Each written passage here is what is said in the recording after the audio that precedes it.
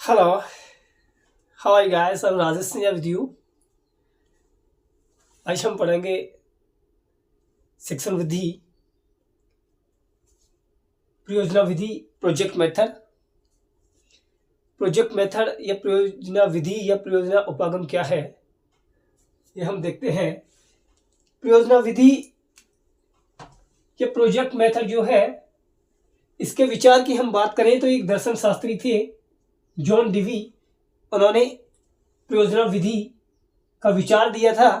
और प्रयोजना विधि के अगर हम जनक की बात करते हैं तो किलपैट्रिक जो महोदय थे, ये जॉन डिवी के क्या थे, शिष्य। जॉन डिवी के शिष्य थे किलपैट्रिक।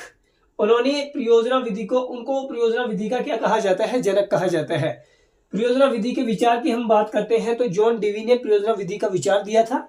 और अगर हम बात करते हैं प्रयोजना विधि के जनक की, तो इनका जनक है किलपैट्रिक। और किलपैट्रिक कौन है, ये जॉन डिवी के क्या है, शिष्य है। किलपैट्रिक ने एक परिभाषा विधि है। प्रोजेक्ट या प्रयोजना एक स्वदेशी प्रक्रिया है जिसे मन लगाकर सामाजिक वातावरण में पूरा किया जाता है। ये डेफिनेशन प्रयोजना विधि या प्रोजेक्ट मेथड की है और ये दी है किलपैट्रिक ने कि प्रयोजना या प्रोजेक्ट एक स्वदेशी प्रक्रिया है जिसे सामाजिक वातावरण में मन लगा करके पूरा किया जाता है। ये परिभाषा किसने दी है, किलपैट्रिक ने। अब किलपैट्रिक ने जो ये प्रयोजना विधि है, प्रोजेक्ट मेथड है, इसके 6 पद या 6 चरण बताए हैं। सबसे पहला है परिस्थिति का निर्माण करना। परिस्थिति का निर्माण कौन करेगा, परिस्थिति का निर्माण शिक्षक करेगा। सबसे पहले इसका जो चरण या पद है, 6 चरण बताए इसके। तो सबसे पहला है परिस्थिति का निर्माण करना। तो परिस्थिति का निर्माण कौन करेगा, शिक्षक करेगा।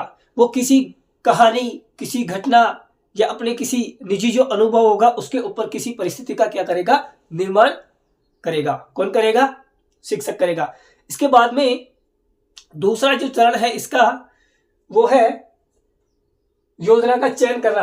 अब परिस्थिति का निर्माण शिक्षक करेगा, उसके बाद में योजना का चयन कौन करेगा, योजना का चयन करेंगे छात्र। और छात्र योजना का चयन करेंगे अपनी रुचि के अनुसार। योजना का चयन कौन करेंगे, छात्र करेंगे और अपनी रुचि के अनुसार करेंगे। वो किसी भी योजना का जो चयन करेंगे, योजना जो होगी परियोजना, योजना वही है वही, ठीक है ना। किसी योजना को कंप्लीट करना, ठीक है। तो योजना का चयन कौन करेंगे, रुचि के अनुसार छात्र करेंगे। परिस्थिति का निर्माण तो शिक्षक कर देगा, लेकिन योजना का जो चयन करेंगे वो छात्र करेंगे अपनी रुचि के अनुसार, ठीक है। अब जब इसका तीसरा जो है, थर्ड इसका चरण या पद क्या है, योजना का कार्यक्रम बनाना। अब छात्रों ने अपनी रुचि के अनुसार योजना का चयन तो कर लिया, अब उसको कंप्लीट करने के लिए वो उसके कार्यक्रम की क्या बनाएंगे, रूपरेखा बनाएंगे। उसके उद्देश्यों को, योजना जो बनाई है, योजना जिसका चयन उन्होंने किया है, योजना का जो चयन छात्रों ने अपनी रुचि के अनुसार किया है, उसके कार्यक्रम की वो क्या बनाएंगे, रूपरेखा बनाएंगे। कौन बनाएंगे, छात्र बनाएंगे, ठीक है। यह तक कंप्लीट है। आइए आगे देखते हैं। फोर्थ इसका चरण या इसका पद जो है, ये कहता है योजना का क्रियान्वयन करना। अब कार्यक्रम की रूपरेखा बनाने के बाद में उस योजना का क्रियान्वयन किया जाएगा शिक्षक के मार्गदर्शन में।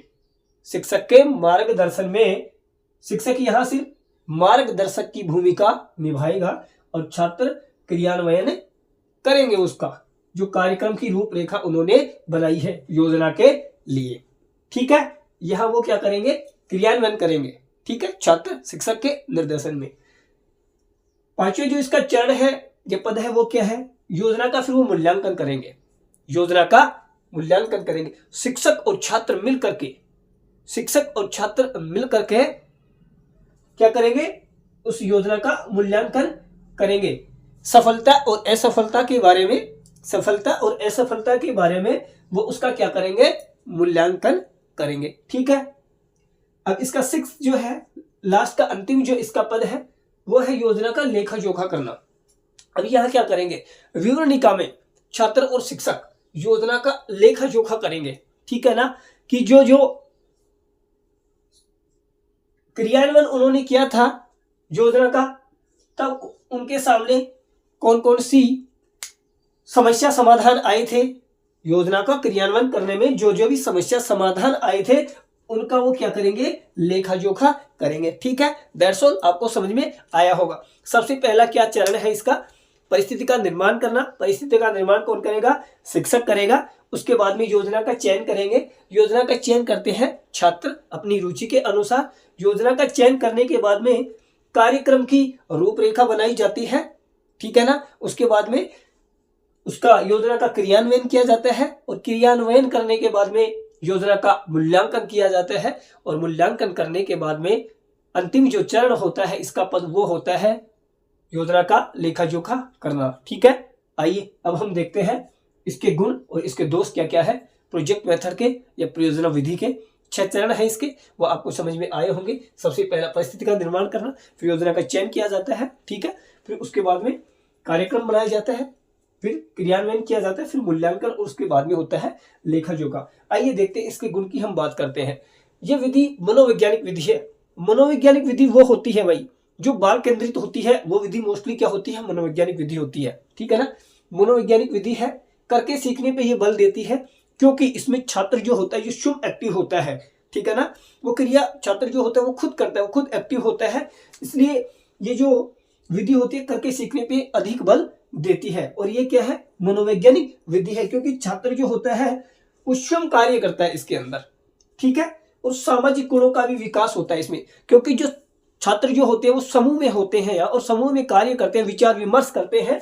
ठीक है ना, तो ये सामाजिक गुणों का विकास भी करती है। कौन सी, परियोजना विधि। ठीक है, और ये परिश्रम की आदत, क्योंकि इसमें स्टूडेंट खुद एक्टिव होकर के कार्य करेगा तो वो परिश्रम करेगा तो परिश्रम की आदत भी विकसित होगी।